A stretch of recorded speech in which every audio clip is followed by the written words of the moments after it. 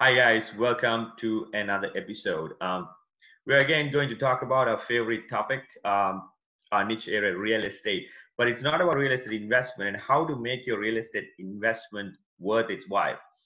Um, we actually spoke about trying to how to find tenants and how important it is to find tenants in one of the previous episodes. But today we're going to talk about how you're going to find the right or a good tenant, because it is as important as trying to collect as much information as possible during the tenant hunting, if there is a phrase like that.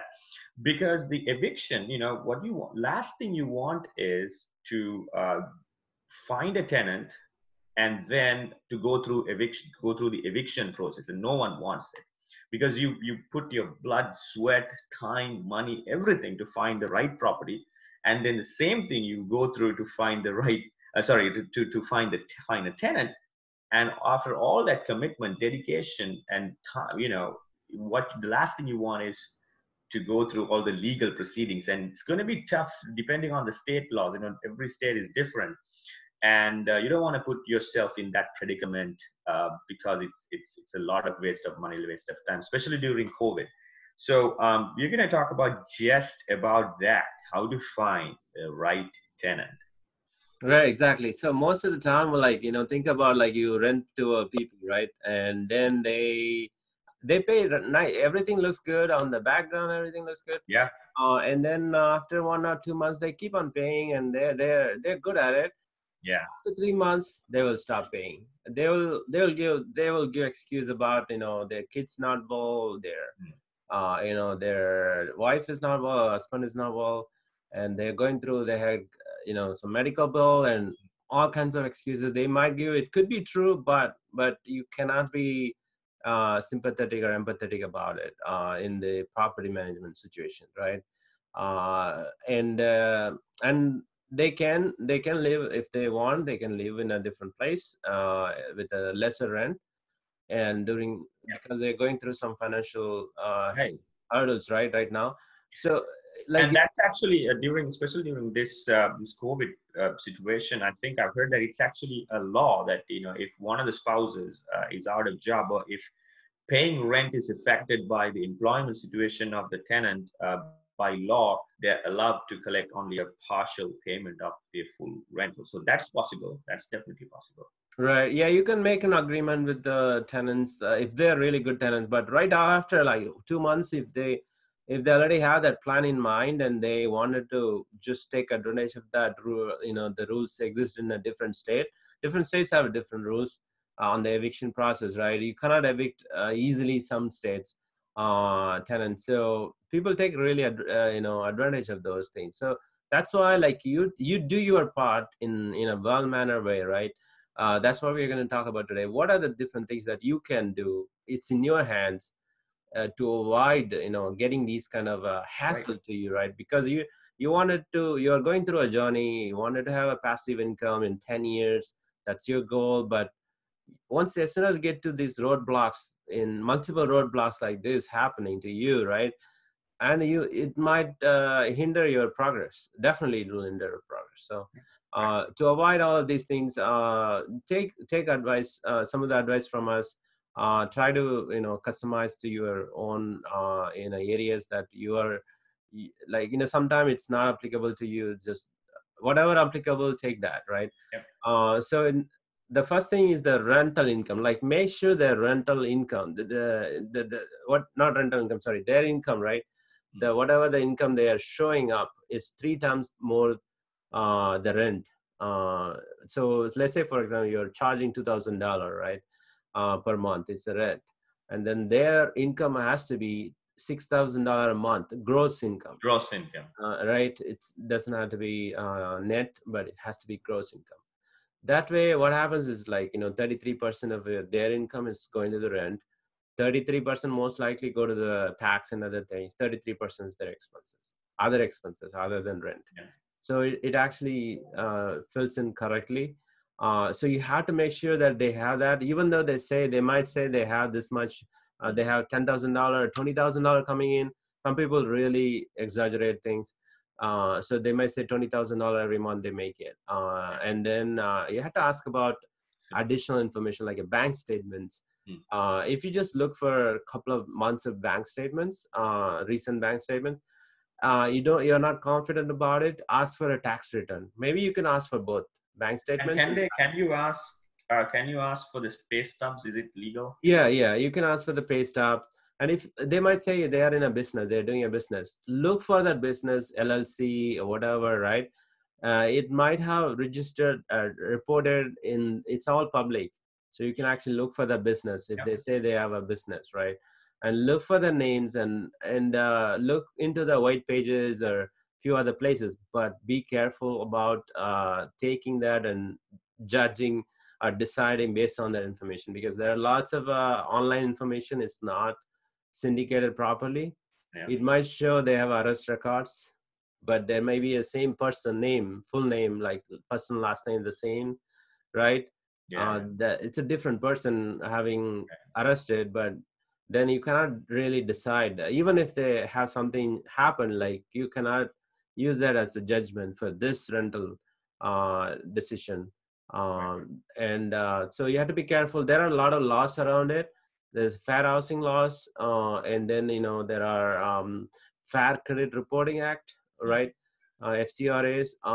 So you don't need to know all these things, but don't rely on all the But online information like yeah, Facebook. Don't rely on the Facebook to decide your you can use all the social media information and all the other sources just to support, just to add some more confidence in mm, what in your decision. But nothing is more proven than the documentation, right? Some exactly. proved documentation. So just like you said, taxation, sorry, yeah, the tax filing documentation, pay stubs, bank statements, because more than 95% they're just showing Right. you the true picture. Yeah, if you do overall, like you can actually easily find out if they're lying about something. Yeah. You can actually easily find out if you just cross check everything, right? Yep. You don't need to spend too much time, like get the documents and look at their. Make sure you do the credit report and background check through the Zillow or cozy.co. Those two we already talked about. Yep. Use those credit and background check. Let them send you the results, right? The report. As soon as you see that, you will know it, what's their score and how much debt they have. Yep. Everything will be in there, and you can actually ask them a question about all these things. Why do you have that? Why do you have this? Yeah, that was going to be my next question to you. Actually, if you have an application with a credit score of 680, not the best, but still it's better than most of the people, 680, and they've proven their income like good. How do you make that call? Oh, 680, not that good, but there is one criminal record, like 10 years ago, let's say, hypothetically, Mm. right? And their income is great. They've proven their income way beyond the 33%. So how do you make a call on that? Right, it depends on the, like for me, I would, if it's overall, I would look for the overall criteria, right? How many applications are coming in? Are you getting one application a month? then you should take that, right? Correct. A good Uh, point. Very good point. yeah, are you getting like two a day? Then Hmm. you have more options, right? To Yeah, choose more from. options, right? And if you don't have any options, and you have to kind of categorize, like rank them, like you are getting Yeah. four different applications you got, just Mhm. rank them. Who would be a good tenant, paying good Right. and keeping the house good?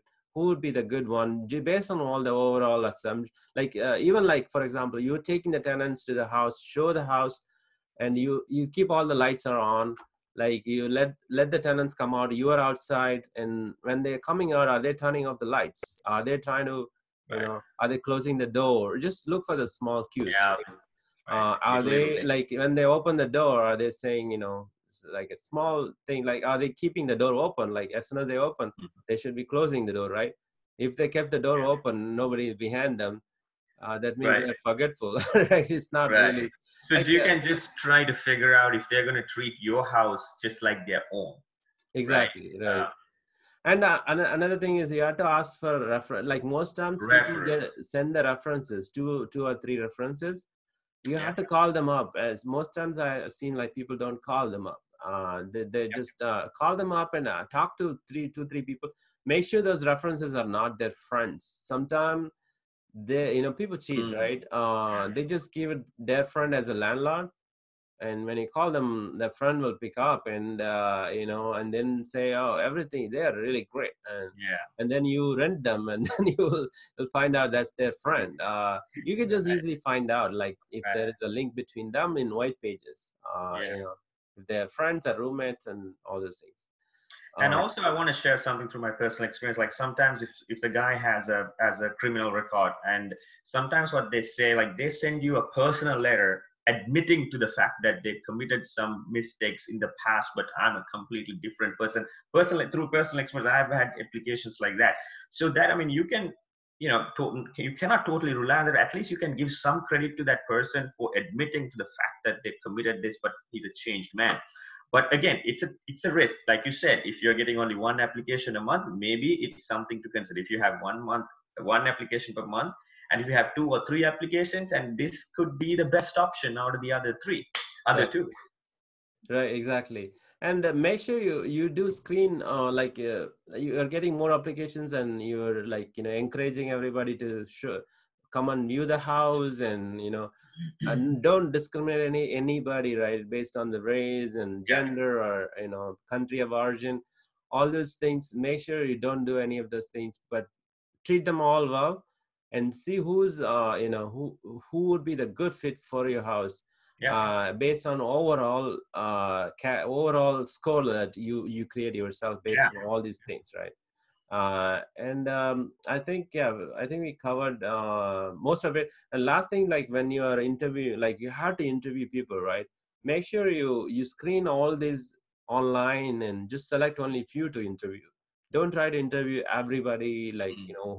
who's applying. Just shortlist them and Yeah, see. shortlist them Yeah, before, and then uh, cross check their facts using multiple sources, but don't rely on mm. all the multiple. So it has to be from the reliable, the Reliable. Yeah, official source.